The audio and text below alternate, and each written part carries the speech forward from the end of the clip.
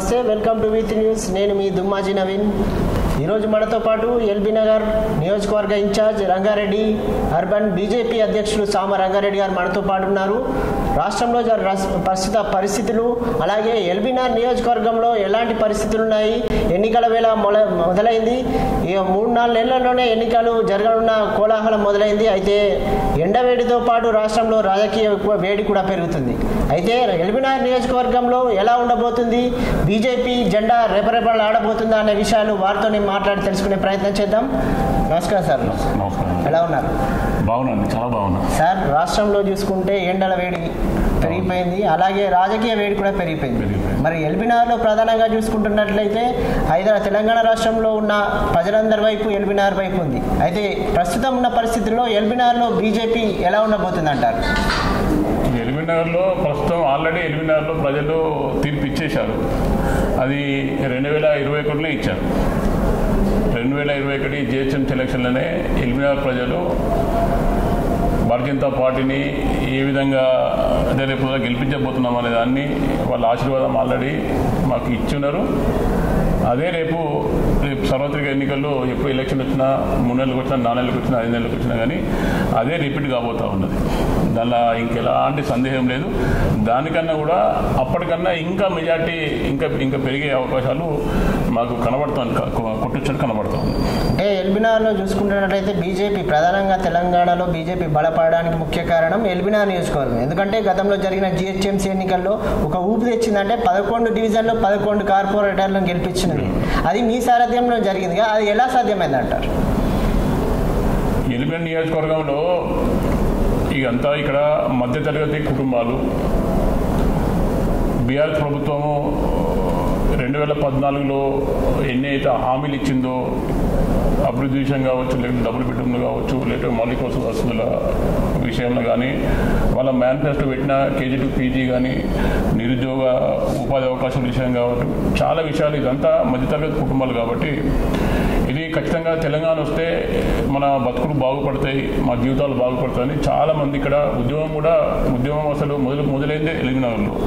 ఇక్కడ శ్రీకాంతాచారి ఆత్మ బలిదానంతో ఉవ్వెత్తున ఉద్యమం లేచింది. తెలంగాణను విద్యార్థి సాధించుకున్నారు.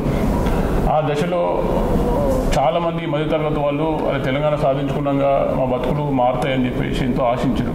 కానీ వాళ్ళు తెలంగాణ సాధించుకున్న తర్వాత 2014 నుంచి 2018 ఆ 4 సంవత్సరాలలో ప్రభుత్వము ఏ హామీలు చెప్పిందో ఏదో నెరవేర్చకపోవడంతో ఇక ప్రజలు చైతన్యవంతమైన ప్రజలు, తెలిసిన ప్రజలు కాబట్టి వాళ్ళు కరువు కాల్చి వార్త పెట్టారు.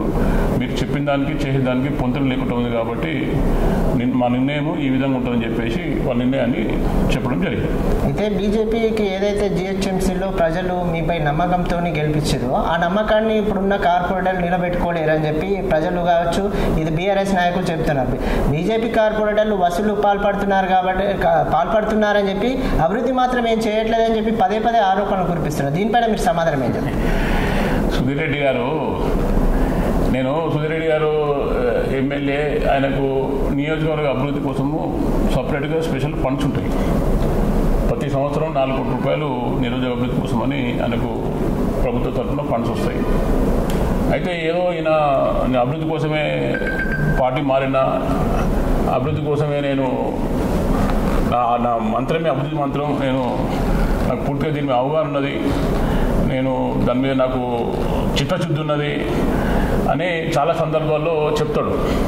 అయితే సరైన చాలా గొప్పలు చెప్తూ ఉంటాడు. గొప్ప వ్యక్తిగా ఆయన నిరూపించుకునే ప్రయత్నం చేస్తాడు అని ఆర్టీఐ కింద ఈ 4 సంవత్సరాలలో ఆయనకు వచ్చిన 16 కోట్ల రూపాయలను ఎంతవరకు ఏది వాడిండు, ఎక్కడెక్కడ ఉపయోగపడ్డ చూద్దామని ఆర్టీఐ తెప్పిస్తే మీరు చెప్తే అంత ఆశ్వాసపదం అది. ఓకే, ఫండ్ పూర్తిగా వాపసు పంపించేశాడు. రూపాయి అంటే రూపాయి ఎల్లకి ఖర్చు పెట్టిన పాపన పోలేదు. ఈరోజు అభివృద్ధి అంటూ ఉన్నాడు. మరి ఎమ్మెల్యేకు సంవత్సరానికి 4 కోట్లు ఉంటే ఎమ్మెల్యే ఫండ్స్ సొంత నిధులు నుంచి ఎంత అభివృద్ధి అయిపోయింది, నిధులు వాడని అవసరం లేదు, వాపసు పోతుంది. ఇప్పుడు ఇప్పుడు మరి కార్పొరేట్లు అభివృద్ధి చేశారంటే కార్పొరేట్లకు స్పెషల్గా ఏమన్నా నిధులు ఉన్నాయా? గతంలో కాంగ్రెస్ హయాంలో జిహెచ్ఎంసీలో ఎలక్షన్స్ అయిన గతంలో ఉన్నప్పుడు కాంగ్రెస్ ప్రభుత్వం ఉన్నప్పుడు ప్రతి కార్పొరేటర్కి 50 లక్షల రూపాయలు వాళ్ళకు సపరేట్ నిధులు ఇచ్చేవాళ్ళు. అంటే ఏదైనా ఎమర్జెన్సీ వర్క్స్ ఉన్నా కానీ వాళ్ళు నామినేట్ చేస్తే ఏ విధంగా నిధులు ఉండేవి. కానీ ఈ టీఆర్ఎస్ ప్రభుత్వం వచ్చిన తర్వాత కార్పొరేటర్లు కేవలం బుద్ధ విగ్రహాలు చేశారు. వాళ్ళకి ఎలాంటి నిధులు లేవు.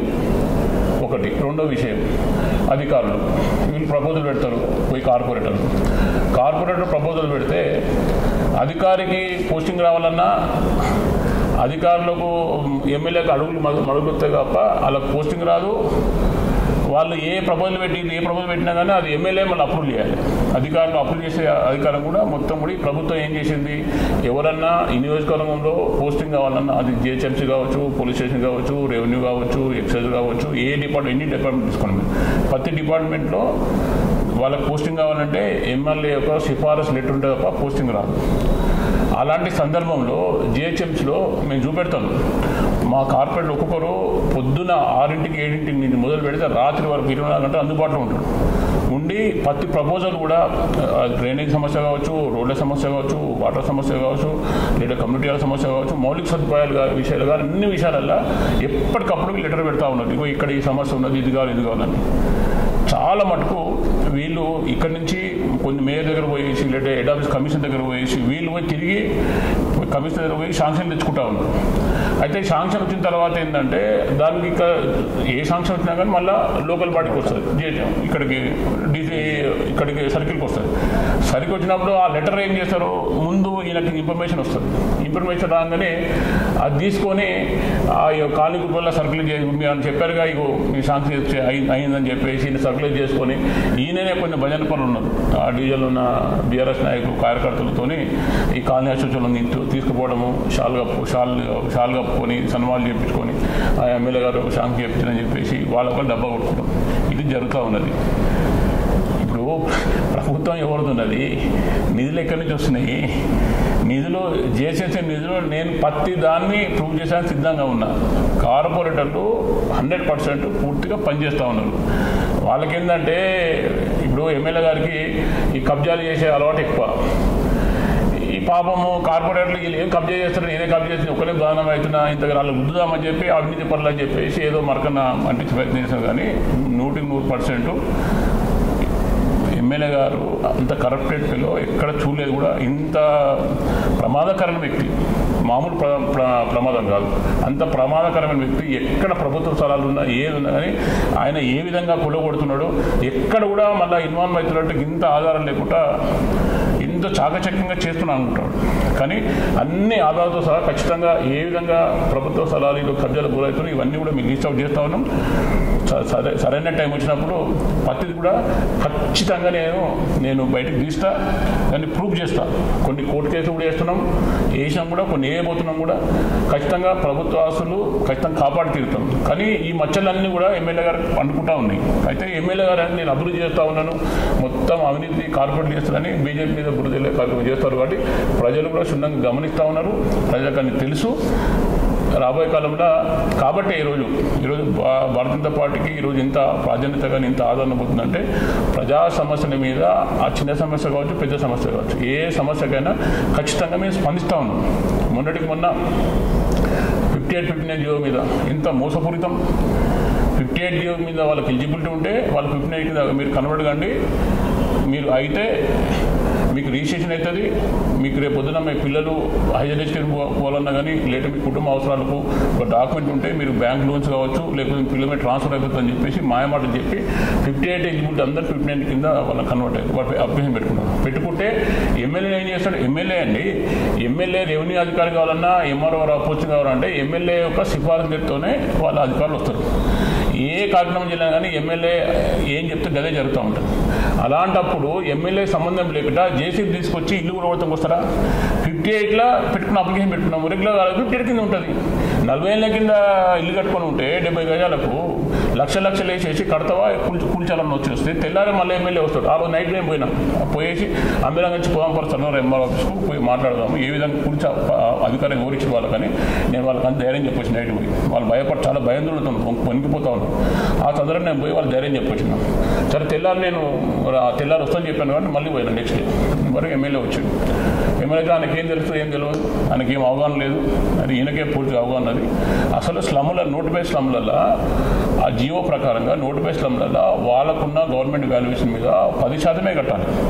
కానీ వాళ్ళు అవి పోయి ఎంఆర్ఓ అడిగినాం. మేము ఎంత విచిత్రం అంటే ఎంఆర్ఓ అడిగినాం, అమ్మ మీతో నోటిఫై స్లమ్లు ఇస్తున్నదా, నోటిఫై స్లమ్లకి ఏదైనా ప్రత్యేకంగా ఏదైనా ప్రభుత్వం రాయితీ ఇచ్చిందా, జనరల్గానే ఉందా, ఏముందా అంటే 10% అండి అంటే మరి నోటిఫై స్లమ్ లిస్ట్ ఏముందంటే నేను కలెక్టర్ రాసిన అంటే మరి లాస్ట్ లెటర్ చూపెట్టినాక అంటే ఏం గట్టిగా మాట్లాడుతున్నాను, నన్ను జమా వస్తుంది. సరే మరి నేను మెల్లగా మాట్లాడుతాను, నేను మాట్లాడు ఖరా లెటర్ చూపెట్టు, ఏమి సిఫారసు ఏముంది నోటిఫై స్లమ్లో అంటే ఏమీ లేదు.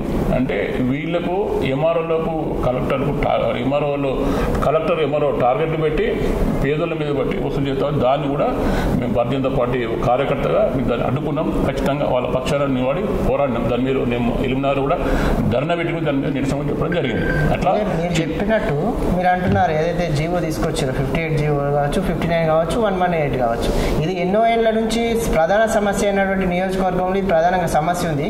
దాన్ని నేను ప్రభుత్వంతో కొట్లాడి ఏ నియోజకవర్గం లేకుండా ఎల్బీనగర్ ప్రత్యేకంగా జీవోని తీసుకొచ్చాడు. దాన్ని చూసి ఓర్వలేక ప్రతిపక్షాలు ఇలాంటి ఆరోపణలు చేస్తున్నాయని చెప్పి సుధీర్ రెడ్డి ఆరోపిస్తున్నారు. ఇప్పుడు ఈయన 58, 59 జీవో ఈయన ప్రపోజల్ ఏం కాదు. అది 2015లో 2018లో ఎమ్మెల్యే అయ్యిండు. 2015లోనే జీవో వచ్చింది. 2015లో వచ్చి 2014 జూన్ వరకు కట్టడి పెట్టి 2015 వచ్చి దాన్ని రెగ్యులేషన్ చేయకుండా రాష్ట్ర ప్రభుత్వం ఏం చేసిందంటే దాన్ని ఒకసారి 2 సార్లు 3 సార్లు అవకాశం ఇచ్చారు, మీరు చేసుకోరని పెట్టుకున్న తర్వాత ఏం జరిగిందంటే రెండోసారి అవకాశం ఇచ్చినాక రెండోసారి ఏమైందంటే వాళ్ళు గవర్నమెంట్ వాల్యుయేషన్ ఉన్నదాన్ని 2 అంతలు పెంచుకోరు. ప్రభుత్వం పెంచుకున్న తర్వాత రెగ్యులేషన్ కోసమని అప్లికేషన్ తీసుకోవడం, దాన్ని ఎంక్వైరీ చేయడము మొదలుపెట్టారు. ఇది ఈయన చేసిన 58 ఏం కాదు, సంబంధం లేదు. 118 జీవో అంటారు. అసలు 118 జీవోతోని ఆయన జీవో తెచ్చిన అంటున్నాడు. జీవో ఎట్లొచ్చింది? అది మున్గోడు ఎలక్షన్ల సందర్భంగా మున్గోడులో ఓడిపోతున్నామని చెప్పి ఎల్బీనగర్లో ఈ సమస్య, ఇది రిజిస్ట్రేషన్ సమస్య, బ్యాన్ సమస్య ఎక్కువ ఉంది, తీవ్రంగా ఉన్నది.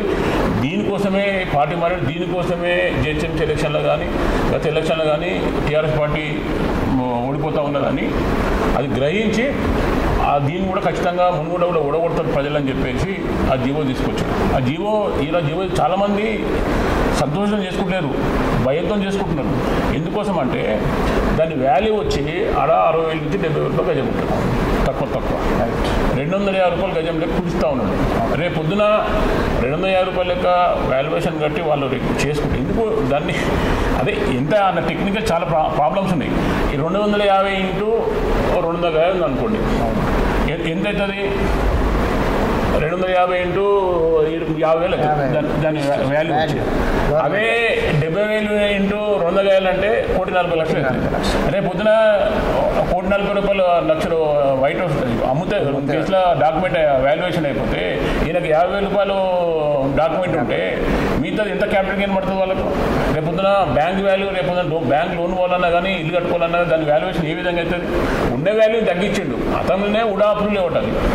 ఉడా అప్రూవల్ను 21 years దాన్ని బ్యాన్ చేశారు. ఆ బ్యాన్ లిఫ్ట్ చేయకుండా ఏవో జీవో తీసుకొచ్చి మళ్ళీ తీసి అన్నీ చుట్టూ తిప్పుతా ఉన్నాయి. ఇట్లా నేరుగా దాన్ని ఏదైతే బ్యాన్ రెగ్యులేషన్ చేస్తే అయిపోయేదాన్ని దాన్ని 118 జీవో ఇచ్చి అంటే ఇదంతా నేను చేసి అని చెప్పుకోవడానికి, రీసెంట్ చేసుకోవడానికి దాన్ని అడ్డు పెట్టుకొని ఇవాళ 71/2 కానీ 71/3 కానీ సాహెబ్ నగర్ కలాన్ సర్వే నెంబర్లో ఆ సర్వే నెంబర్లో ఈ జీవోని అడ్డం పెట్టుకొని అడ్డగోలుగా కబ్జాలు అవుతుందని వార్తా పేపర్లో 2 రోజులు కంటిన్యూ సిరీస్లో వచ్చినాయి. ఎవరెవరు రిసీవ్ చేసుకున్నారు? అక్కడ ఉన్న రెవెన్యూ ఇన్స్పెక్టర్ అయితే ఉన్నాడో వాళ్ళ భార్య పేరు మీద ఒక రిజిస్ట్రేషన్ చేసాడు. ఒకటి 118 కింద 71 సర్వే నెంబర్లో 70/2 గవర్నమెంట్ సర్వే నెంబర్. దానికి రెగ్యులేషన్ సంబంధం అంటే దానిలో కూడా మేము మొన్న వెరిఫై చేస్తూ ఉన్నాం కూడా 150 వరకు రిజిస్ట్రేషన్ అయ్యి అసలు ఎందుకని ఏం కథని ఇంకా పూర్తిగా సమాచారం రాలేదు. దాని మీద కూడా ఎంక్వైరీ చేస్తూ ఉన్నాను. ఇదంతా కూడా ఎమ్మెల్యే గారు చెప్పేదానికి చేసేదానికి ఏమి పొంతన ఉండదండి. నేను మొదలైపోయినగా చాలా ప్రమాదకరమైన వ్యక్తి ఈ సుధిరెడ్డి గారు అని చెప్తున్నాను. మళ్ళీ ఒకసారి చెప్తా ఉన్నాను ఖచ్చితంగా. కాబట్టి ప్రజలు గ్రహించారు కాబట్టి ఈరోజు ప్రజలు ఎక్కడ పోయినా కానీ ప్రజలు స్వాగతిస్తూ ఉన్నారు. ప్రజా సమస్యల మీద భారతీయ జనతా పార్టీ కార్యకర్తలుగా మేమందరం కూడా స్పందిస్తూ ఉన్నాం. ఖచ్చితంగా ఆ విధంగానే ఇంకా కూడా పోరాడతాం. దాంతోనే మా బలం పెరుగుతూ ఉన్నది. వేలాది కోట్ల రూపాయలు తీసుకొచ్చి ఎల్బీ నగర్ నేను అభివృద్ధి చేశానని చెప్పి సుధిరెడ్డి చెప్తున్నారు. సుందరీకరణ పార్కుల సుందరీకరణ కావచ్చు, బైపాస్ రోడ్లు కావచ్చు, ఫ్లైఓవర్లు కావచ్చు. ఒకప్పుడు చీకట్లో ఉన్న ఎల్బీ నగర్ని వెలుగులో ఎల్బీ నగర్గా తీసుకొచ్చినని పదే ఇప్పుడు శతాబ్ది ఉత్సవాల్లో భాగంగా ఇప్పుడు పెద్ద పెద్ద కార్యక్రమాలు కూడా చేస్తున్నారు కదా. దీన్ని ఎలా చూస్తారు మీరు? దశాబ్ది ఉత్సవాలుగా నేను మొన్న ప్రెస్ మీట్ చెప్పాను. ఇప్పుడు ఫ్లైఓవర్లో అయితే అస్సలు ఎల్బీ నగర్ రింగ్ కానీ ఎల్బీ నగర్ యొక్క సర్కిల్ యొక్క మొదలు అస్తిత్వం కోల్పోయింది. ఎల్బీ నగర్ అస్తిత్వాన్ని కోల్పోయింది ఈ ఫ్లైఓవర్లో వచ్చేసి. దాంతో ఎంతవరకు ప్రయోజనం ఉందో ఎంతవరకు ప్రయోజనం లేదో సరే అది పక్కన పెడితే ఇది ప్రపోజల్ ఎప్పుడు వచ్చిందండి? ఈయన ఎమ్మెల్యే 2018లో 2014లో ఆర్కిష్ణ గారు కూడా ప్రపోజల్ వచ్చింది. ఈయన వేసిన ఏముందాడ అప్పుడు మొదలైతే ఇప్పుడు పనులైనవి. అవి కూడా ఆ పనులు కూడా ఈరోజు Telangana urban financial infrastructure development corporation అని ఒక కార్పొరేషన్. ఆ కార్పొరేషన్కి కేంద్ర ప్రభుత్వ సంస్థల నుంచి అప్పులు కానీ లేకపోతే స్మార్ట్ సిటీ కింద ఈ హైదరాబాద్ ఇచ్చిన ఏదైతే రెవెన్యూ కానీ దాని ద్వారా అందులోకెళ్ళి ఎస్ఆర్డీపీ వర్క్ తీసుకుంటారు వీళ్ళు చేసేది ఎక్కడ ఉన్నది? ఈయన చేసిన నేనేమంటున్నా, ఈయన స్పెషల్ గ్రాంట్ కింద లేకపోతే ఇప్పుడు నాలాల పనులు నడుస్తూ ఉన్నాయి. నాలాలతోనే మొత్తం మునిగిపోతూ ఉన్నది. నాలాల కోసం నేను ప్రభుత్వం నుంచి ఒక 100 కోట్లు తీసుకొచ్చిన స్పెషల్ గ్రాంట్ కింద ఈ డబ్బులు తీసుకొచ్చి నాలుగు వర్క్ చేసిన. అలాంటిదైనా శ్వేతపత్రం విడుదల చేయమని చెప్పండి. మాకు అర్థమవుతుంది. తెలియక అడుగుతున్నాను. నేను తెలియకనే నేను ఆర్టీఐలు వేస్తే నీకు వచ్చి 4 కోట్ల రూపాయలే నువ్వు ఖర్చు పెట్టలే. ఈరోజు ఎస్ఎన్డీ వర్క్ ఏడవైనాక సగం వర్క్లు ఆగిపోయినాయి బిల్లులు వేస్తాను అని చెప్పి. మొత్తం ఏ వర్క్ కూడా ఎస్ఎన్డీ వర్క్ పోదాము, అచలపురం పోదామా, లింగవీడు పోదామా, లేకపోతే గడ్డన్నం పోదామా, లేకపోతే నాగోలు పోదామా, మీరు తిరిగి చూద్దాము. ఎక్కడన్నా ఏ వర్క్ అన్నా కంప్లీట్ అయితే నేను మాట్లాడు. అన్ని 30%, 40% అన్ని అరకొర. అరే ఇంత ఘోరం అంటే వర్షాలు వస్తూ ఉన్నాయి. చాలా నాళాలు, పాత నాళాలు కావచ్చు, కొత్త నాళాలు కావచ్చు. కొత్త నాళాలు కడతారు, బస్తాలు కానీ లేదా గన్నెట్లు అడ్డం పెట్టినారు. కనీసం అవి తొలగించడం కానీ కనీసం పాత నాళాలు షిల్లు తీసే పాపడం పోలేదు. షిల్లు పెరిగిపోయేసి ఇప్పుడే బయటికి నాలా పైకి పొంగుతూ ఉన్నాయి. రేపు వర్షాలు వస్తే పరిస్థితి ఎంత ప్రమాదం మంచి ఉందామో మీరు చూస్తే మాకు అర్థమవుతూ ఉన్నది. ప్రజలు ఆందోళన పడుతూ ఉన్నారు. ఈయననే విశ్వేశ్వరయ్య అవతల ఇంజనీర్ అవతల ఏం చెప్తాడు, బ్రాండ్ అంబాసిడర్ ఏదైనా ఈ ఫ్లైఓవర్లో కడతా ఇళ్ళ కడతా అని ఈ విధంగా ప్రచారం చేయడం కోసమే ఈరోజు దశ ఉత్సవాలు చేస్తుంది తప్ప వీళ్ళు ఏం లేదు, జరిగింది ఏం లేదు. వీళ్ళ మచ్చలు ఏదో కడితే ఇట్లా ప్రచారం చేస్తే పోతాయంటే కానీ ఆల్రెడీ మచ్చలు అందుకున్నాయి. వాళ్ళు ఏం చేశారో ప్రజలకు తెలుసు. ప్రత్యక్షంగా వాళ్ళే సాక్ష్యం కదా. వాళ్ళు ఇంకోటి చెప్పే అవసరం ఏమున్నది? ఇప్పుడు నా ఇంటి కూడా నాలా పోయిందా పోలేదా, బాక్స్ నాలు ఎప్పుడు కంప్లీట్ అవుతుంది, లేదు నా డ్రైనేజ్ సమస్య. ఇప్పుడు సంవత్సరాల కింద 1 year కింద బాక్స్ నాల కోసం తోతప్పుడు ఏం చేస్తారు? ఇప్పుడు డ్రైనేజ్ లైన్ కానీ వాటర్ లైన్ కానీ ఫస్ట్ డైవర్ట్ చేసిన తర్వాత నాలుగు తవ్వాలి. సంవత్సరం తవ్వే వదిలిపెట్టేశారు. డ్రైనేజ్ అన్నీ కలుస్తుంది, వాటర్ ఏం లేదు, బయటకు వెళ్ళే పరిస్థితి లేదు. వాళ్ళు నీళ్ళు మొత్తం డ్రైనేజ్ నిండిపోయింది. దాన్ని డైవర్ట్ చేయకుండా నువ్వు ఎట్లా తవ్వుతారు? ఫస్ట్ ఇలా పనులన్నీ పోయి చూసి తెలుస్తుంది. గ్రౌండ్లో తిరిగితే ఏ రోజైనా ఎక్కడన్నా ఏ స్లమ్లో కన్నా పోయి లేదా ఎస్ఎన్డీ వర్క్ నడిచేకాడైనా కానీ నేను పోయి చూసిన పాపలు పోయిందా? ఎందుకు ఆగిపోయింది పని అని మొన్న చూసిన దశాబ్ది ఉత్సవాలు అని చెప్పి ఫ్లేవర్ నుంచి వస్తూ ఉంటే బస్తీ దావకా అన్నది ఫోటో పెట్టుకొని తాళం వేసి ఉంది. తెచ్చుకోలేదు తాళం వేసిన ఫోటో పెట్టుకొని పక్కన కొట్టుది. ఆ బస్సు దాకా ఇది ఎక్కడివి వెల్నెస్ సెంటర్ కేంద్ర ప్రభుత్వం యొక్క నిధులు, దాని పేరు మార్చి బస్సు దాకా పెట్టుకున్నారు. పోనీ పెట్టిన పేరు సరే బస్తీ దవాఖాన తెలంగాణ ప్రభుత్వం పెట్టింది అనుకున్నాం ఒక మాటకు పెట్టుకుంటే ఏ రోజైనా ఒక బస్తీ దవాఖాన పోయి అందులో కూర్చొని అందులో మౌలిక సదుపాయాలు ఏమున్నాయి, దాని డాక్టర్ వస్తున్నాయా, మందులు ఉన్నారా, కాంపౌండ్ ఉన్నారా, ఏమన్నా ప్రజలు ఇబ్బంది పడుతూ ఉన్నారా, దానివల్ల ఎంతవరకు ప్రజలకు మన చేరువ అవుతూ ఉంది, ఇంతవరకు దీన్ని ఆరోగ్య విషయంలో ప్రజలను మనము ఈ ఆరోగ్య ఈ బస్తీ దవాఖాన ద్వారా ఏదైనా మనము వాళ్ళకు సర్వీస్ చేయగలుగుతున్నాం అనేది ఎక్కడైనా చూసిన పాపన పోయిందా అని ఆయన ఫోటోలు పెట్టుకుని దిగితే అంటే ఫోటో పెట్టి అంటే ఇది ఇందాక బ్రాండ్ అంబాసిడర్ అంటే ఇదే అడుగుతా సుధిరెడ్డి గారు బ్రాండ్ అంబాసిడర్ చెప్తున్నారు కదా, ఈ ఫోటోలకు వస్తేనే ఈ పేరు బ్రాండ్ అంబాసిడర్ అని పెట్టింది. మీరేమో ఆయన కాలనీలలో కానీ ఎక్కడ పర్యటించారని చెప్తారు, ఆయనేమో పొద్దున్న లేచి 3 గంటలకే నేను ప్రజా సమస్యలపై ఉదయం లేచినప్పటి నుంచే ప్రజా సమస్యలపై ప్రతి కాలనీలో తిరుగుతా అని చెప్పి ఆయన పదే చెప్తున్నాడు. ఆయన ప్రచారం కూడా చేసుకుంటున్నారు కదా. ఆయన ఉండేది ఎక్కడో గంజివెల్లో ఇక్కడ ఉంటాడు, సిటీలో ఉంటాడు, ఇక్కడ బంజారా తెలియదు నాకు. ఆయన అక్కడి నుంచి వస్తాడు మన 3 కోసం 4 నాకు తెలియదు. 5 అట్లా వచ్చేసి మెయిన్ ఏంటంటే ఇప్పుడు ఈ డేలో ఇట్లా ఈ పార్కులు కానీ గవర్నమెంట్ అవి చూస్తే జనాలు చూస్తారు కదా, ఎవరు లేకపోతే చూసుకుంటే బాగుంటుంది అని చూస్తానికి వస్తాడు. 12 గంటల తర్వాత వెళ్ళిపోతాడు. మరి మధ్యాహ్నము 11-12 దాటినాక వెళ్ళిపోతావు. 7 గంటలకు ఇనాగరేట్ చేస్తాడు. అరే 7 గంటలకు ఇనాగరేట్ చేయను ఎందుకు అంటే దేనికోసం అంటున్నాను. నువ్వు 12 తర్వాత ఏం చేస్తావు, ఏమి ఎగిరే వెళ్ళగొడతాను పోతున్నావు. ఇప్పుడు 24 గంటలు ఉండు, అందుబాటులో ఉండు, మరి ప్రజలకు ఉండు. నేను పొద్దున 8 గంటలకు వస్తా, రాత్రి 11 కానీ 10:30 కానీ ఇప్పుడు ఏ రాత్రి ఎవరు ఫోన్ చేసినా ఏ రాత్రి మధ్యరాత్రి అయినా సరే ఖచ్చితంగా వాళ్ళకి అటెండ్ చేస్తాను, రెస్పాన్స్ ఇస్తాను. మరి 12 గంటల తర్వాత ఫోన్లే వాడతావు అసలు కూడా ఎవరన్నా ఫోన్ చేయండి. 12 గంటల తర్వాత ఫోన్ లేవాడు సుధిరెడ్డి గారు.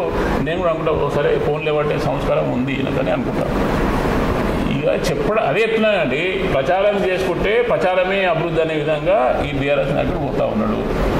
ప్రచారం కాదు, వాళ్ళని ఆదుకునే పరిస్థితి ఉండాలి, వాళ్ళ భయాల్ని నివృత్తి చేసే పరిస్థితి ఉండాలి, వాళ్ళ సమస్యలో పరిష్కారం అవుతుందని చెప్పి ధైర్యం చెప్పే పరిస్థితి ఉండాలి, ఆ సమస్య కోసం అవగాహన తెచ్చుకుని ఉండాలి. చాలా నేను ఒకటి చెప్తా ఉదాహరణ, ఈయనకు ఏం లేదు ఏ విధంగా అవగాహన లేదని చెప్తాం. ఇప్పుడు సాయిబాబా టెంపుల్ కాడ నుంచి 1200 mm 2 పైపులు 4 కోసం 2 పైపులు వచ్చినాయి. పైపులు వచ్చేసి చైతన్యపురి కాడ కలిసినాయి. మెట్రో కాదు, సాయిబాబా టెంపుల్ ముందు రోడ్లోకి వెళ్ళి ఆ పైకి వెళ్ళి 2 పెద్ద లైన్లు 1200 mm అంటే చాలా పెద్ద లైన్. 2 లైన్లు 2 లైన్లు వచ్చినాయి. 2 లైన్లు వచ్చినప్పుడు ఈయన చైతన్యపురి కాడ నుంచి మళ్ళీ ఈ శ్మశాన వాటికాడ నుంచి ఇక్కడి నుంచి ఒక బాక్స్ షాప్ నాలు తీసుకురావాలని ఆ పైకి వెళ్ళి వీవీనార్కి వెళ్ళి బాక్స్ షాప్ నాలు వస్తా ఉంది. వస్తే ఇప్పుడు ఈ పైపులు పోతున్నప్పుడు పైపుకు ఈ బాక్స్ షాప్ నాలు ఇడిపకుంటుందా పైపులు ఏమో ఇక్కడ వస్తాయి, బాక్స్ షాప్ నాలు ఈడ కడతాడు. వినండి, ఇప్పుడు దీని కనెక్షన్ ఎట్లా పెడతాడు, అంటున్నా.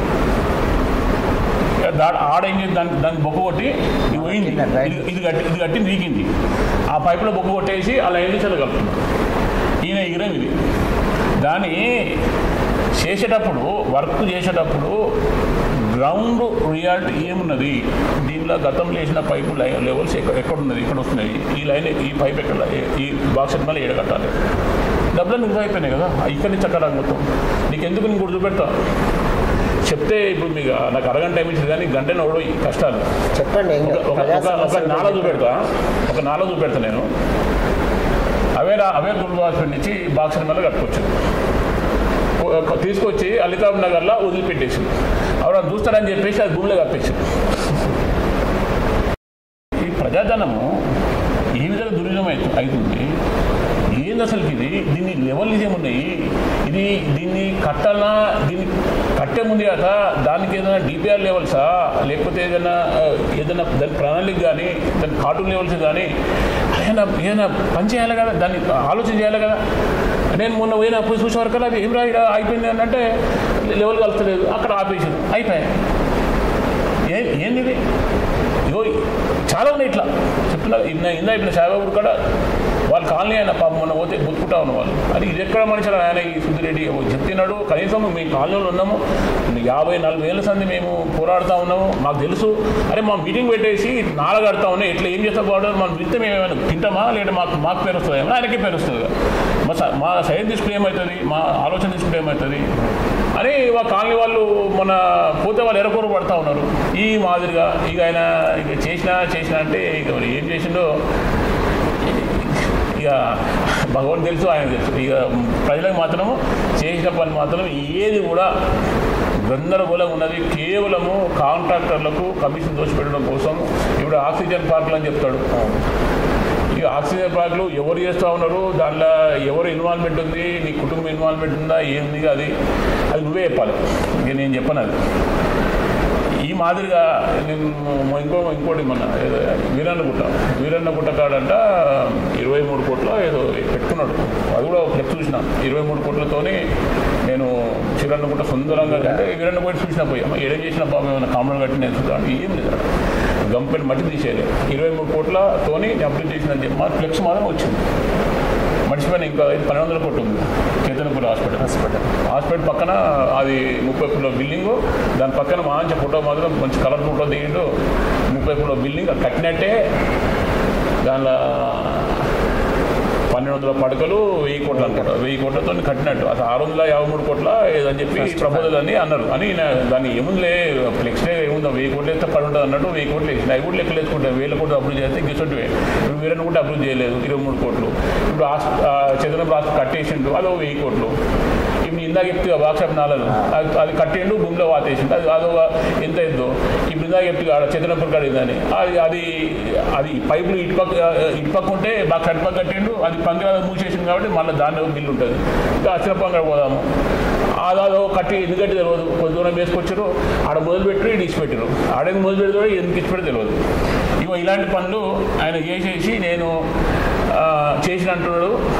ఇక అది మరి చేసినట్టు ఆయనకు తెలిసి ఉండాలి. మరి నువ్వు ఎందుకు చేసినావు, నీ స్వార్థం చేసినవా, లేకపోతే ఏదన్నా అవసరం తీరుతుంది, ఈ రేపొద్దున వర్షాలు వస్తే ఇబ్బంది పడతా ఉండడం, దీనివల్ల కొంచెం పరిష్కారం మార్గం చేసినావు అనేది వరదలు వచ్చినప్పుడు దానివల్ల ఏమైనా పరిష్కారం దొరికితే నువ్వు చేసేటట్టు అవుతుంది.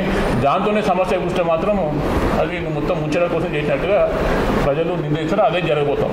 మీరు చెప్తున్నట్టు వేలాది కోట్ల ప్రజాధన్యాన్ని సుధీర్ రెడ్డి దుర్వినియోగం చేస్తున్నారన్నారు కదా. అయితే దీని మీద మరి బీజేపీ స్టాండ్ ఎలా ఉండబోతుంది, దీన్ని ఎలా చేస్తారు? నేను చెప్తున్నాను.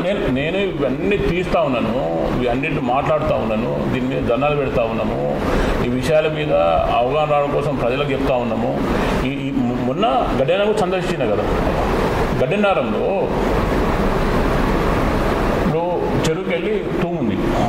తూముకెళ్ళి వాటర్ వచ్చే కాడ గేట్లు ఉంది.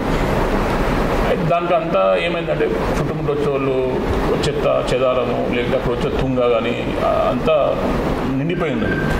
నిండిపోయి ఉంటే మా కార్పొరేటర్ పేమాయిస్ ఏం చేసిందంటే ఒక సంవత్సరంన్నర కింద అని ఇక్కడ వాల్ పెట్టేసి దీనికి గ్రిల్ పెట్టండి, ఈ షీల్డ్ మొత్తం లోపల పోదు, పైపులలో పోయి షీల్డ్ పోయి జామ్ అవుతూ ఉంటుంది, ఆ షీల్డ్ కూడా దీనికి జాలి పెట్టండి, దీన్ని కొంచెము బాగుంటుంది మెష్ పెట్టండి అని చెప్పేసి దానికి 16 లక్షల రూపాయలు ఎస్టిమేట్ అవుతుందని చెప్పి సంవత్సరాల కింద ప్రపోజల్ పెట్టండి. పాపం మా ప్రేమ సంవత్సరాన్ని తిరుగుతూనే ఉన్నాడు. ఆ షీల్డ్ ఆ కవర్ పెట్టింది లేదు. మొన్న పోయి చూసినాం. మొన్న పోయి చూస్తే వాళ్ళ పాపము వర్కర్స్ పారబెట్టి జాలి పారబెట్టి క్లీన్ చేస్తూ ఉంటారు. కానీ వాళ్ళు క్లీన్ చేస్తుంటే వాళ్ళ కన్ను ముక్కనే పుట్టుకుపోతూనే ఉంది. ఆ షీల్డ్ అంతా పోయి ఏం చేస్తుంది, పోయి జామ్ రేపు అలా పెరకపోయినాక ఈ షీల్డ్ తీయరు లోపలికి పైపు. ఇప్పుడు ఈడ ఆపుతా అయిపోయేదాన్ని మీ ఇట్లా తీయరాడ ఓపెన్ చేసి ఈడ ఆపుదానికి ఇబ్బంది ఏమున్నది. 16 లక్షలు పెట్టేసి నువ్వు జాలు పెట్టి దాన్ని ప్రాపర్గా షీల్డ్ లోపలికి వేసేది పోకుండా కవర్లు కావచ్చు లేకపోతే ఏదైనా తుంగ లాంటిది కానీ ఏదో చెత్త చెదరం పోకుండా ఈడ గిల్లు పెట్టడానికి నీకు వచ్చిన ఇబ్బంది ఏమున్నది అంటే 16 లక్షలు ఖర్చు పెట్టినవాడు నేను కోట్ల రూపాయలు పెట్టి కాసి అభివృద్ధి చేస్తున్నా అంటే నీకు ఈ 16 లక్షల కమిషన్ తక్కువ వస్తుంది కాబట్టి కమిషన్ రాదు కాబట్టి చేస్తలేవు. అది సంబంధం లేని చేస్తున్నాం కాబట్టి ఏదో భూమిలో కప్పేయడం కోసం కాబట్టి చేస్తున్నారు. అదే అభివృద్ధి అని చెప్తున్నాడు. అభివృద్ధి అని కనబడుతూ ఉన్నారు. సామరంగారెడ్డి అనే వ్యక్తి ఒక అధికార దాహంతో ఈసారి ఎలాగైనా ఎమ్మెల్యే గెలవాలనే దృఢ నిశ్చయంతో ఉండి ఎట్లన్నా ఉండాలని చెప్పి ఒక ప్రతిపక్షమైన ఇప్పుడు ఏదైతే అధికారంలో BRS party MLA Sudheer Reddy ఉన్నారో ఆయన పైన అవినీతి ఆరోపణలు కావచ్చు, భూ కబ్జాల ఆరోపణలు కావచ్చు, ఇలాంటి ఆరోపణలు చేస్తున్నారు. ఇవేం ప్రూఫ్ లేకుండా ఆరోపణలు చేస్తున్నారు అంటారు. దీనిపైన మీరు ఏం చెప్తారు జవాబు? ఒకటి మొదలు ఎప్పుడైందంటే నేను 2009లో నేను కాంటాక్ట్ చేశాను, ఓడిపోయినప్పుడు అప్పుడున్న కాంగ్రెస్ పార్టీకి వెళ్ళి నాకు ఆఫర్ వచ్చింది ఏదో సుధీర్ రెడ్డి గారు చెప్పాలి. 2014లో నాకు టికెట్ రాలేనప్పుడు ఇప్పుడున్న బీఆర్ఎస్ నాయకులు పెద్ద నాయకులు ఎవరెవరు నాకు ఎంతమంది టచ్లో వచ్చారో ఎవరు అడిగారో నేను ఎందుకు పోలేదో వాళ్ళే చెప్పాలి. నేను ఏ రోజు సామరంగా ఉన్న వ్యక్తి అధికారం కోసము ఏ రోజు తపన పడలేదు. అధికారమే రావాలి, అధికారం కోసమే పనిచేయాలని ఇప్పుడు చేయలేదు. అధికారం ఉన్నా లేకున్నా ప్రజా సమస్యల మీద పోరాడాలి, ప్రజా సమస్యల పరిష్కారం కోసం ప్రయత్నం చేయాలనే విషయాలు ప్రజలలో మమేకం కావాలి. వాళ్ళ ప్రజలలో ఒక నోట్ల నాలుకలేక ఉండాలన్న ఆశించింది తప్ప నేను ఏ రోజు అధికారం కోసము నేను ఏ రోజు తపన పడలేదు. అట్లా అనుకుంటే 2014లో నన్ను కన్ఫర్మ్ అయిపోయినా కూడా ఆర్కృష్ణ తీసుకొస్తే ఆర్కృష్ణ నెత్తిలో పెట్టుకుని నేనే క్యాండిడేట్ కింద గెలిపించిన వ్యక్తిని. అధికారం అంటే ఆ రోజు నా అధికార పార్టీలు నన్ను ఏమైనా ఎదురు నన్ను అదంతా అధికారం ఏ రోజు అధికారం కోసం నేను అట్లా ఆశపడే వ్యక్తిని కాదు. ఒకటి. రెండో విషయం, ఈరోజు సుధీర్ రెడ్డి గారి యొక్క అవినీతి ఆరోపణలు చేస్తూ ఉన్నారు. నా దగ్గర పూర్తి ఆధారాలతో సహా నేను సమకూర్చిన తర్వాతే దానిలో నేను విశ్లేషించిన తర్వాతనే లోతుగా అధ్యయనం చేసిన తర్వాతనే నేను ఆరోపిస్తుంది తప్ప ఏదో గాలి మాటలు ఏదో ఆయన మీద ఏదో మృదు జరిగితే నాకేదో వస్తుంది, లేదా ఆయన ఏదో రేపు గెలిచే క్యాండిడేటు ఆయన ఏదో బాణం చేసి ఆయన ఓడగొట్టాలి అలా కాదు. ప్రజాస్వామ్యబద్ధకంగా ఒక ప్రజానాయకుడు ప్రజల్లో ఉన్నప్పుడు ఎంత నిబద్ధతలు ఉండాలి, ఈరోజు ఎంత కస్టోడియన్గా ఉండాలి అనేదాన్ని నీకు గుర్తు చేయడం కోసమే పదే చెప్తాం అవినీతి ఆరోపణలు. మనం ఫాలో అవుతూ ఉంటాం. మనను ఈరోజు రాజకీయాలు రావాలనుకున్న కొత్త చిన్న నాయకులు కార్యకర్తలు కావచ్చు, లేకపోతే పెద్ద నాయకులు కావచ్చు, అరే ఫలానా ఎమ్మెల్యే గారు ఫలానా నాయకుడు అంటే ఎలా ఉంటే ఇట్లా ఇది చేస్తాం మనం ఫాలో అవుతాం. మనము నిబద్ధత నుండి ఒక ప్రజాసేవకుడు ఉంటే వాళ్ళు కూడా రేపు ప్రజలకు సేవ చేయడం కోసం వస్తారు. కానీ మనము ఏదో ఇక డబ్బులు సంపాదించాలి, అధికారం ఉంటే అధికారం ఈ విధంగా మనం అధికారం దుర్వినియోగం చేసుకోవచ్చు, అధికారం ఉంటే మంది మార్బలం ఉంటారు, అధికారం ఉంటే అధికారులు ఉంటారు, ఇవి వీళ్ళకు దీనికోసం పనిచేయాలనే విధంగా చేస్తే తప్పు అనే విధంగా నేను పదే చెప్తాను. మళ్ళీ అదే చెప్తాను. రేపు ఖచ్చితంగా భారతీయ పార్టీ గెలవబోతూ ఉన్నది. గెలిచిన తర్వాత అసలు ప్రజాప్రతినిధి అంటే ఏ విధంగా ఉంటాడో నేను చూపెడతాను. ఈ విధంగా మీరు చెప్తున్నారు కదా, ప్రజా సమస్యలపై బీజేపీ ఒక విధంగా కొట్లాడుతుందని చెప్పి. ఎల్బీనగర్లో ముఖ్యంగా చూసుకున్నట్లయితే రంగారెడ్డి అర్బన్లో ఈసారి ఎట్లయినా బీజేపీ చాలా సీట్లు మెజారిటీ సీట్లు సాధించాలని ఒక ఉత్సుకత ఉన్నది. అది సాధిస్తామని చెప్పి నాయకులు కూడా మీలాంటి వాళ్ళు పకడ్బందీగా చెప్తున్నారు. అయితే ఎల్బీనగర్ నియోజకవర్గం నుంచి ఎమ్మెల్యే అభ్యర్థిగా సామ రంగారెడ్డి బరిలో నిలవబోతున్నారని చెప్పి ప్రధానంగా వినిపిస్తున్నది. దీనిపైన మీరు ఏం చెప్తారు? నేను అభ్యర్థి నిలబడనే గత 2009 నుంచి ప్రయత్నం చేస్తూ ఉన్నాను. 2009లో నిలబడ్డాను. 2014లో పెద్దలు ఆర్ కృష్ణయ్య గారుని నిలబెడితే బాగుంటుంది అప్పుడు తెలుగుదేశం పార్టీ ఉంటే పార్టీ నిర్ణయించడం జరిగింది. వారు 30 సంవత్సరాలు ఉద్యమం చేసిండు, ఉద్యమ నాయకుడిని ఖచ్చితంగా మనం సహకరించాలని ఆయన ఆర్ కృష్ణయ్య గారు కూడా అప్పుడు సుధీర్ రెడ్డి గారు ఆయన ఇబ్బంది పెట్టిండు, ఆయన మీద కూడా అటాక్ చేయడానికి పోయిండు, ఆయనను బెదిరించే ప్రయత్నం చేసిండు. అన్నీ కూడా పట్టుకొని నేనే క్యాండిడేట్ కింద ఆ రోజు 2014లో ఆర్ కృష్ణ గారికి వర్క్ చేయడం జరిగింది. 2018 వచ్చే వరకల్లా 2018లో నేను అన్వేషణ చేస్తే దానికి సుధీర్ రెడ్డి గారు చెప్తారు ఏం చేసినావు, ఎట్లా టికెట్ వచ్చిందో నేను ఎట్లా ఇప్పుడు పడిన పోయినా ఆయన చెప్తే బాగుంటుంది. అది ఎవరు చేశారు ఎట్లా చేశారు అని ఆయన అప్పుడప్పుడు చెప్తున్నాడు. ఆయన చెప్తున్నా బాగుంటుంది, నేను చెప్పాలనుకున్నది. కాబట్టి పోయింది. నేను స్థానికుడిని. నాకు గత 16-17 సంవత్సరాల నుంచి ప్రతి ఇల్లు తిరుగుతూ ఉన్నాను, ప్రతి బస్తీ తిరుగుతూ ఉన్నాను. ఇక్కడ ప్రధాన సమస్యలు అనేక దాని ఒక మేనిఫెస్టో రూపంగా తయారు చేసుకున్నాను. ఖచ్చితంగా నియోజకవర్గాన్ని ఏ విధంగా అభివృద్ధి చేస్తే బాగుంటుందో, ఏ విధంగా వీళ్ళను ప్రజలకు చేరవాలి, అభివృద్ధి విషయంలో కానీ మౌలిక సదుపాయాలు కావచ్చు, అభివృద్ధి విషయాలు కానీ ఏ విధంగా చేయాలనేదని ఒక విజన్ కానీ నాకు ఉన్నది. దాన్ని ఖచ్చితంగా ఇంప్లిమెంట్ చేయడం కోసమే ఖచ్చితంగా ఒకసారి ప్రజలు నాకు ఈ ఎల్బీనగర్ ప్రజలు ఒకసారి అవకాశం ఇవ్వాలని చెప్పేసి వాళ్ళను పదే వాళ్ళని నేను అప్పీల్ చేస్తూ ఉన్నాను. వారు సిద్ధంగానే ఉన్నారు, కానీ సందర్భం నాకే కలిసి రావట్లేదు.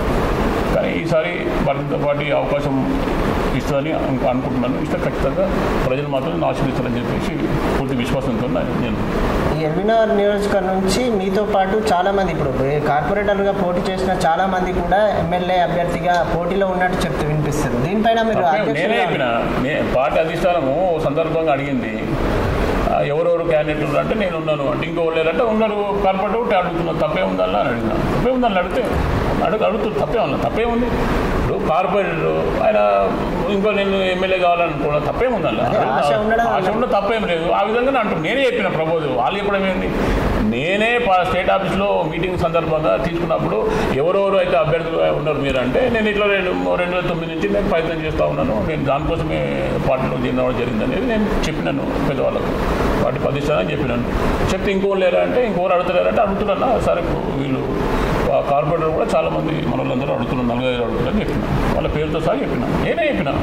దానికి దాపరికే ఏమి ఇలా ఖచ్చితంగా ఉంది తప్పేం దానిలో అందరం కలిసి పనిచేస్తాం. మా దాని ఏమి లేదు, భేదాభిప్రాయం ఏం లేవు. వాళ్ళు ఎవరన్నా అడుగుతారు, అందరం కలిసి పనిచేద్దాం రండి. మీరు అధిష్టానం నిర్ణయం అది ఇప్పుడు అది టికెట్ ఇచ్చేటప్పుడు చాలా ఈక్వేషన్ చూస్తారు, వాళ్ళు అన్ని విధాలు ఆలోచించి చేస్తారు.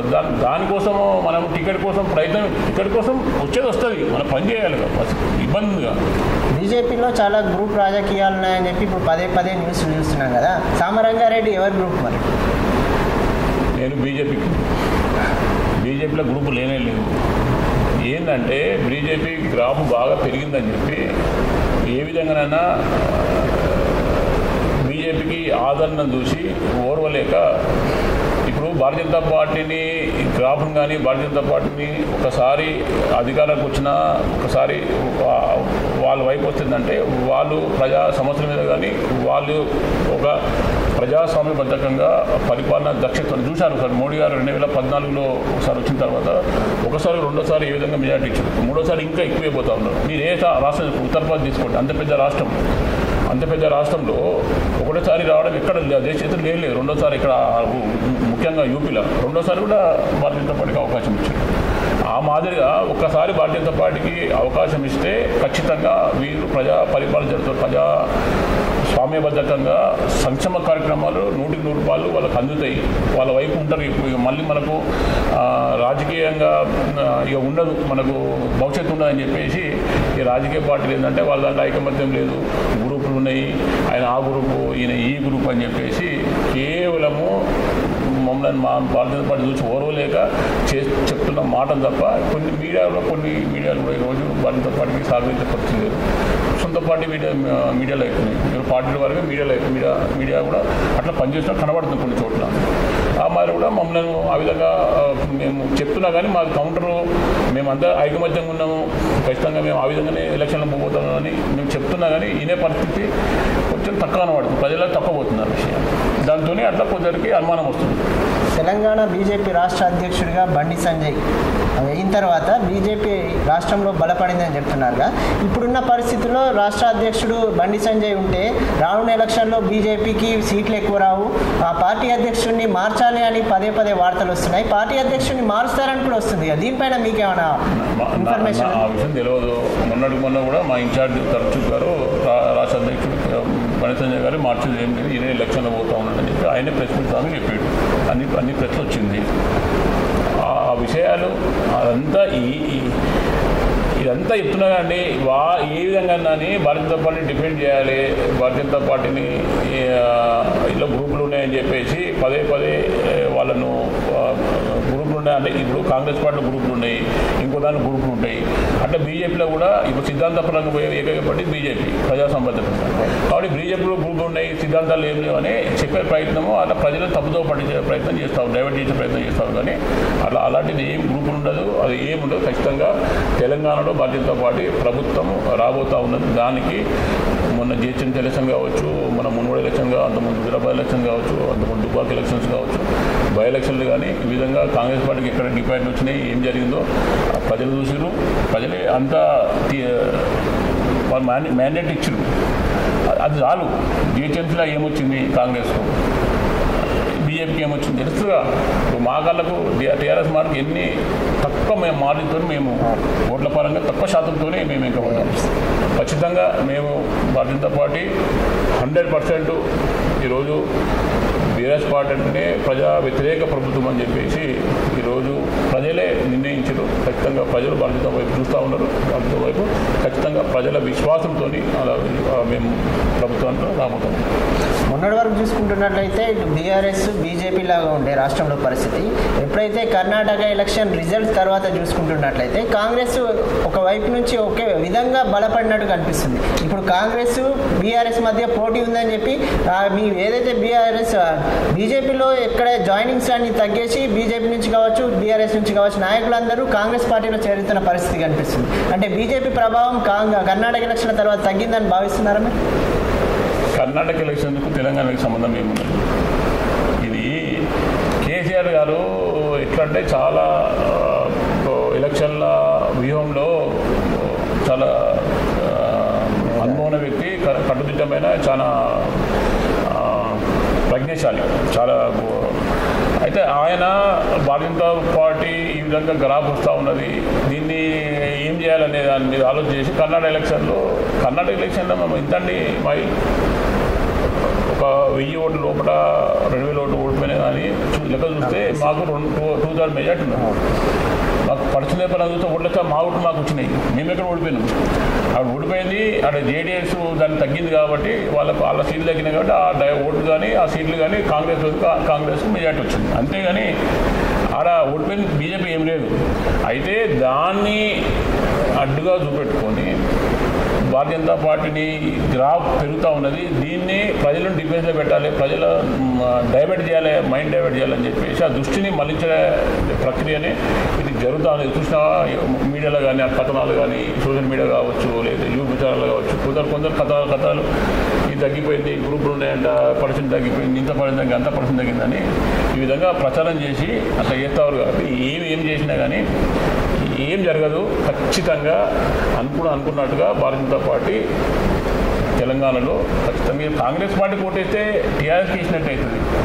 టీఆర్ఎస్ అంటున్నా సార్, పేరు మార్చుగా బీఆర్ఎస్ పార్టీకి ఇచ్చినట్టు అవుతుంది.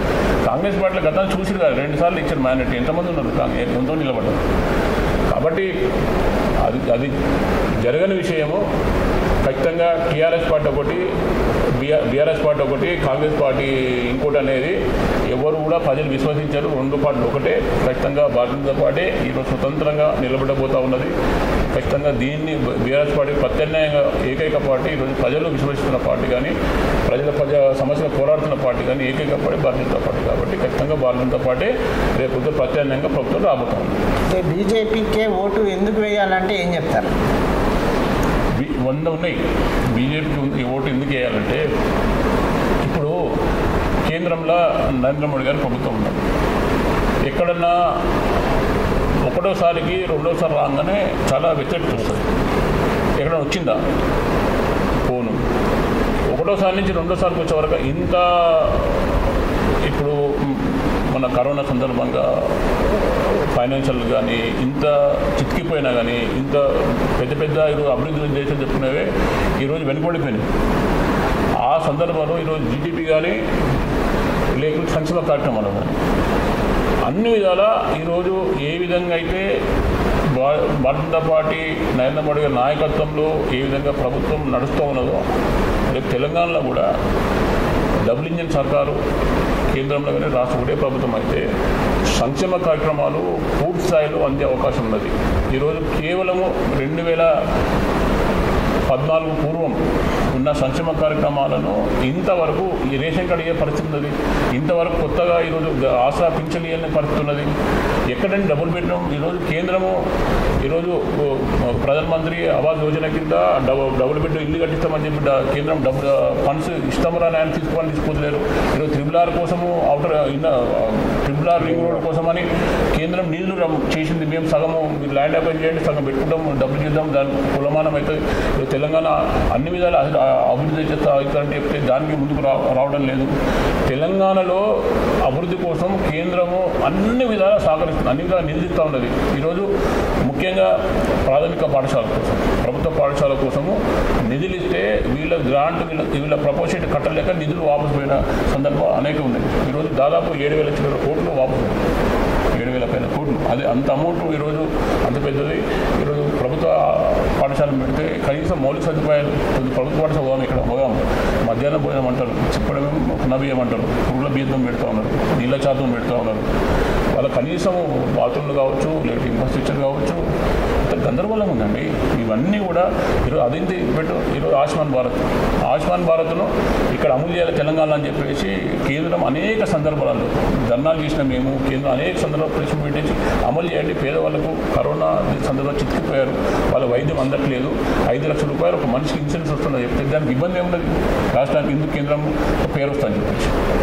ఈ మాదిరిగా కేంద్రంలో యొక్క సంక్షేమ కార్యక్రమాలు పేదలకు అందాలంటే, తెలంగాణ అన్ని విధాలు అభివృద్ధి చెందాలంటే, తెలంగాణలో ఉపాధి అవకాశాలు మెరుగైన కావాలంటే, రైతులు సేంద్రీయ వ్యవసాయ విధానం కావచ్చు, లేకపోతే గిట్టుబాటు ధరలు కావచ్చు, లేకపోతే వ్యవసాయ రంగాన్ని కూడా అభివృద్ధి చెందాలంటే అన్ని వర్గాలకు సమతుల్యంగా అన్ని వర్గాల అభివృద్ధి కోసం, అన్ని వృత్తుల వారు అభివృద్ధి కోసము ఏకైక భారతీయ జనతా పార్టీ మాత్రమే సాధ్యమైందని చెప్పేసి అనేక సందర్భం నిన్న రోజున మా కేంద్ర మంత్రి కేంద్ర కిషన్ రెడ్డి గారు నిన్న పవర్ పాయింట్ ప్రజెంటేషన్ పెట్టారు.